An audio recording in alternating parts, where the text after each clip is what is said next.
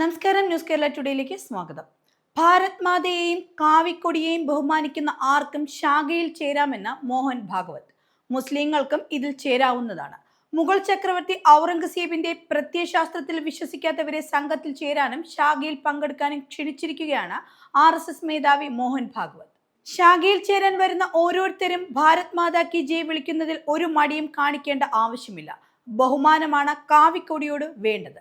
ഈ വ്യവസ്ഥ മാത്രമാണ് ഞങ്ങൾ മുന്നോട്ട് വയ്ക്കുന്നതെന്നും അദ്ദേഹം പറഞ്ഞു. ശാഖകളിൽ മുസ്ലിങ്ങളുടെ പങ്കാളിത്തത്തെക്കുറിച്ച് അദ്ദേഹം വെളിപ്പെടുത്തുകയും ചെയ്തു. സാമ്പത്തിക, പരിസ്ഥിതി, ജാതി വിവേചനം അടക്കമുള്ള മറ്റ് വിഷയങ്ങൾ എന്നിവ അവസാനിപ്പിച്ച് ശക്തമായ ഒരു സമൂഹം രൂപപ്പെടുത്തുകയാണ് വേണ്ടതെന്നും അദ്ദേഹം ആവർത്തിച്ചു. ഇന്ത്യക്കാരുടെ സംസ്കാരം എല്ലാം ഒന്നു തന്നെയാണ്, പക്ഷെ അവർക്ക് പല ആചാരങ്ങളും ജീവിതശൈലിയും ഉണ്ടെന്ന് മാത്രം. ഇന്ത്യയിലെ എല്ലാ വിഭാഗങ്ങളിലും വിശ്വാസങ്ങളിലും ജാതികളിലും നിന്നുമുള്ള ആളുകളും ശാഖകളിലേക്ക് സ്വാഗതം ചെയ്യുന്നുവെന്നും അദ്ദേഹം പറഞ്ഞു. കാശി മേഖലാ യൂണിറ്റിലെ 4 ദിവസം പ്രവാസ പരിപാടിയിലാണ് മോഹൻ ഭാഗവതിന്റെ ഈ പ്രതികരണം. ഇന്ത്യയെ വിശ്വഗുരുവാക്കുക എന്ന ലക്ഷ്യം കൈവരിക്കുന്നതിനു വേണ്ടി വിളിച്ചു ചേർത്ത കാശിയിലെ വേദപണ്ഡിതന്മാരുമായി മോഹൻ ഭാഗവത് കൂടിക്കാഴ്ചയും നടത്തി.